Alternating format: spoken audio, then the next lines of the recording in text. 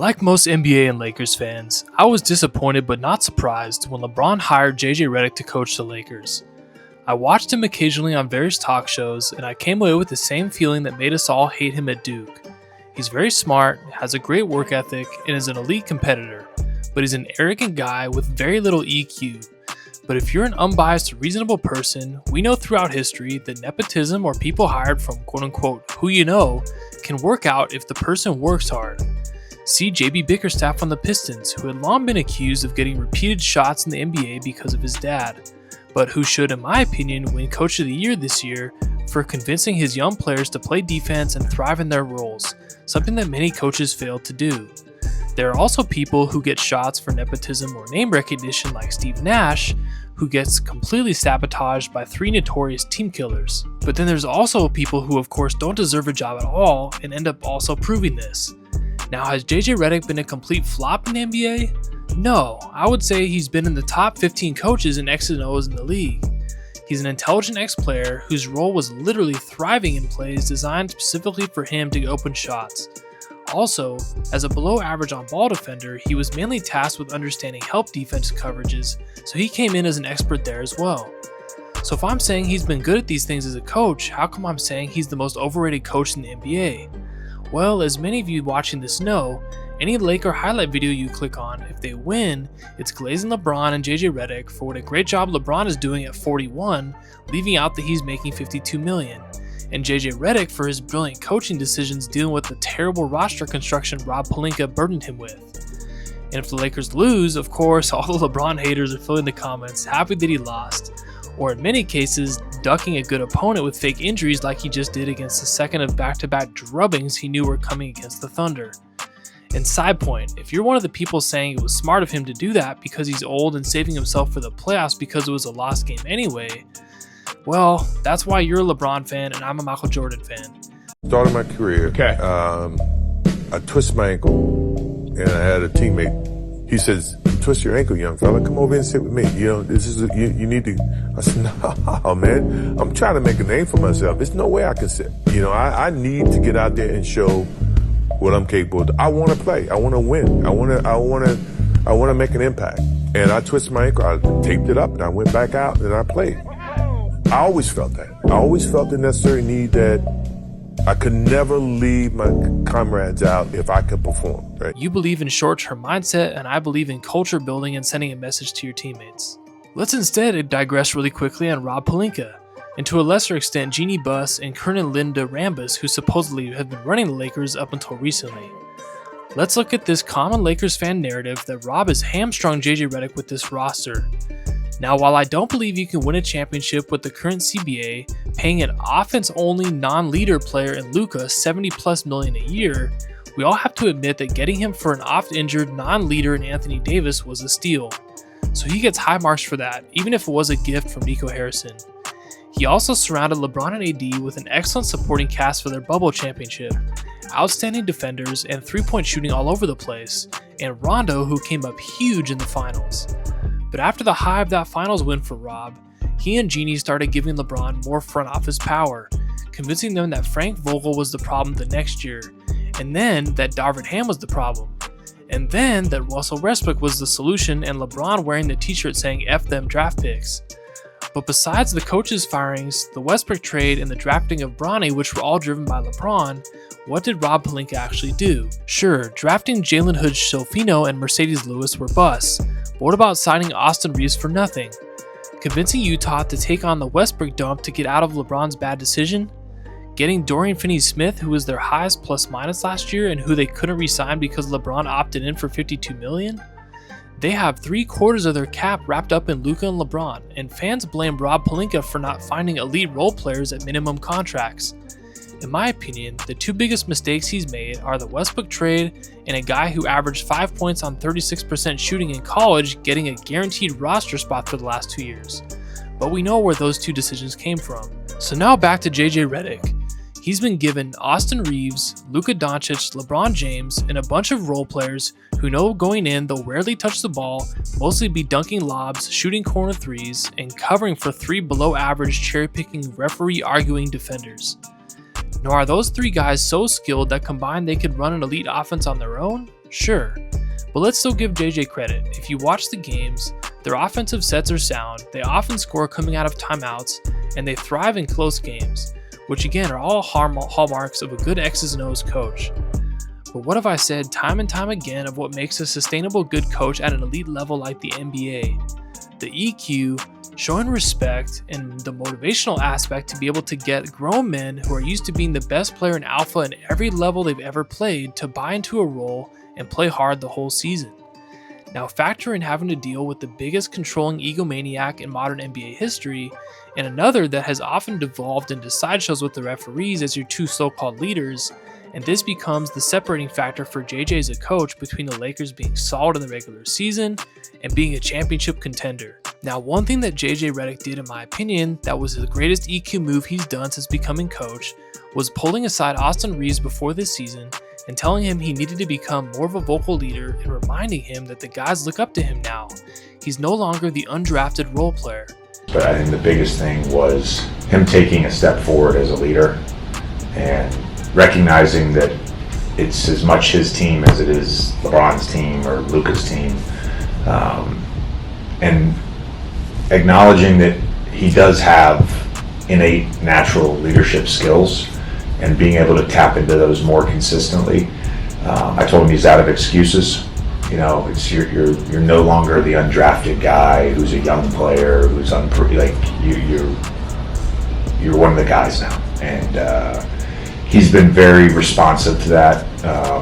I think his preseason, his September, so far in the regular season, I've just seen a lot of growth there from him. We've all played on teams where we had an elite, overinflated ego player who could carry us in stretches, but there was the second best player who always played hard and treated us all with respect that we really felt was our leader. During the stretch earlier in the season, where Reeves was scoring 35 a game and winning without LeBron and Luka, you could clearly tell his Laker teammates loved playing with him and the chemistry was off the charts.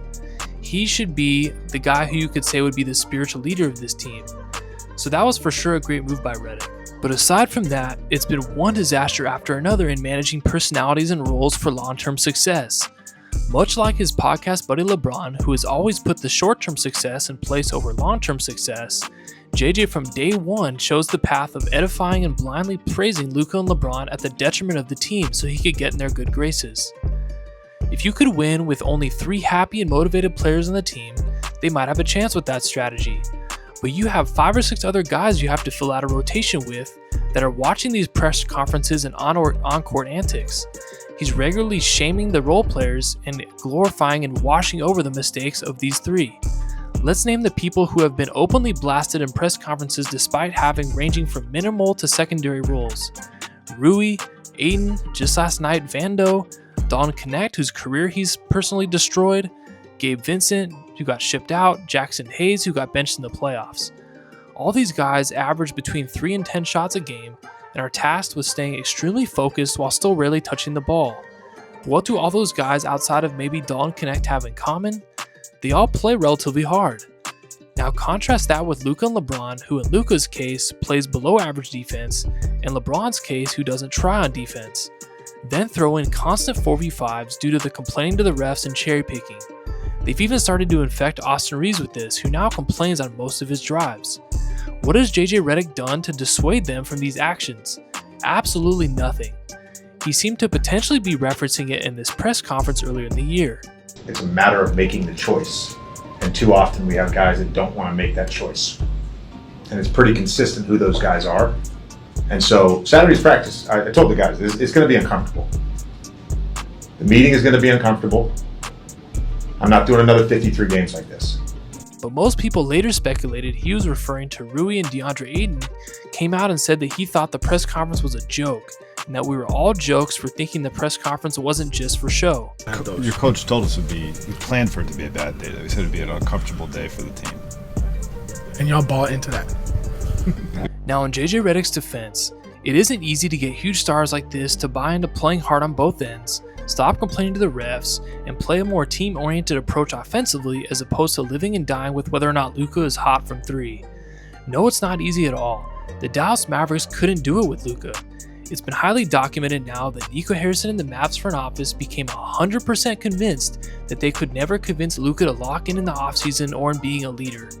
The only two coaches who ever really even got LeBron to play defense were Eric Spoelstra and Ty Lue. And what did they both have in common? Ty Lue knew LeBron couldn't leave Cleveland again before winning a title because it would tarnish his legacy. And LeBron tried to get Spo fired, but Pat Riley ended up saving him and backing Spo up. JJ Redick, of course, has neither of those backings. In fact, LeBron was the one who hired him. Luka, of course, also hasn't signed his massive $70+ million supermax that's incoming, so they also feel they have to pander to him. But you have to ask yourself this question: am I here to have moderate regular season success, or am I here to win championships? Yes, cracking down on superstars could alienate them, and the franchise could choose to back the player over you, as we have seen time and time again. But you never know. The player could also gain massive respect for you, and most importantly, the role players can see everyone being treated equally. And your chemistry and buy-in could take off in a way that you could potentially be championship contenders. We've seen this from leaders like SGA, Tyrese Halliburton, and soon, in my opinion, Wemby and Cade Cunningham. Contrast this with the greatest basketball coach of all time in John Wooden. An article in the Wall Street Journal this week talked about his mentorship of Corey Close, the newly crowned championship coach of UCLA's women's team. He told her he would only mentor her if she agreed to not coach through the berating of players. While some winning coaches were winning making names on being tough on players like Bob Knight that bordered on abuse, he urged Close to see her players as human beings first and not X's and O's. Wooden taught her that you can care about who they're becoming as human beings more than who they're becoming as basketball players, and that in turn will lead to a culture and a dynasty. Wooden's favorite maxim was, if you listen to players, they'll listen to you. If any of you are saying that approach is just for college and won't work in the NBA, who do most people say are the three greatest coaches of all time in the NBA? Phil Jackson, Red Auerbach, and Greg Popovich. While not nearly the moral leaders that John Wooden was, they were all focused on culture building and having their players back. JJ Redick could learn a lot from studying the culture building of these coaches, but because he views coaching as only about X's and O's, as do a lot of people, I don't think he will. Every time JJ Redick bashes a role player in a press conference and protects a star, every time he lets a star get away with giving up a 4v5 layup to argue with a ref, he loses more respect from the other players, and that includes the superstars. Yes, they like the power, but I promise you deep down they're losing respect, and this is what is holding the Lakers back. That and a $52 million contract to their third best player. But JJ, if you watch this, it's not too late. Next year, LeBron will be gone and you can coach Luka hard like the Mavs failed to do, and maybe you can forge a championship caliber team and become a truly elite coach that you have the talent to be. But until then, I'm sorry, you're overrated. Thanks for watching, guys. Y'all's supportive comments motivates me every day to get better. Please consider subscribing and turning on notifications so you can see the video. Otherwise, you're just at the mercy of the algorithm. Also, please consider becoming a member to support the channel and the hours it takes to make these videos. Much love to you guys. Peace. What led to the exchange between you and Jared Vanderbilt early on in the second quarter? Just a confluence of things. Again, it's not again nothing personal with him. Normal stuff from my end. I think for all of us, being undermanned and we've got to scrap and claw. We've got to all be on the same page. We got to be great teammates. We got to all play hard. Called a timeout to get him out of the game, and he reacted. But again, normal interaction for me. What was he not doing in his shift then? What was he not doing? Yeah, to take him out. Like what? Again, it was a confluence of things, Dan. I guess just what has been sort of like the emotional whiplash of like the guys that are on the court tonight, the Ruiz, the DeAndre Aytons, guys that a week ago were focusing for a push for really deeper in the playoffs to now kind of just sort of like treading water, I guess. Well, that's one way to look at it. That's not how I look at it. And it's my job to make sure, and again, this is the way things started tonight. And, I just called the early timeout because Rui didn't do his job. And so took him out of the game. We've got to find 9 guys that are like all in on us fighting and willing to go out on the, whatever metaphor you want to use. I don't want to use a war metaphor in this time. But whatever you got to do to go out and fight and be all in on the team, we'll find the 9 guys. It's a great opportunity for us over the next 3 games to find those guys. JJ, you mentioned on Saturday, the practice before the Dallas game, that you're going to ask DeAndre to do some different things. What are those things, and how do you think he's? Yeah, he's had trouble catching the ball. So we've ran a bunch of plays for him. He's just had trouble catching the ball, and I don't know if that's the passing or if it's him trying to get position. He hasn't been able to catch the ball. Is this normal? No. Vanderbilt has a little bit issue with JJ. You can't do that because he out of there. JJ an asshole a little bit. Then his thoughts on DeAndre Ayton after the game. Yeah, he's had trouble catching the ball. So we've ran a bunch of plays for him. He's just had trouble catching the ball. He's an asshole, bro. JJ going great, boy. The Lakers. Yeah, JJ won't be part of it. He won't be the coach next year. He's an asshole. He is sick of this shit. He's going to get fired. Damn. And he don't even deserve to. Because it's not his fault until his best players got hurt. I don't think they're going to fire him. You can't do that, bro. As long as Luka like it, you good, but it's a fact. Why you can't catch the ball? And he don't look like he's enjoying this no more. He about to go back to pod. Yeah. He said, he's struggling to catch the ball. Like, you can't say that. I mean, but what if we passing you the ball, you're not catching it? I mean, shit, That's just what let everybody else say it. JJ. You can't say it. You the coach. JJ saying, nigga, maybe it's the passer, maybe this nigga can't catch the ball. What else you want him to say?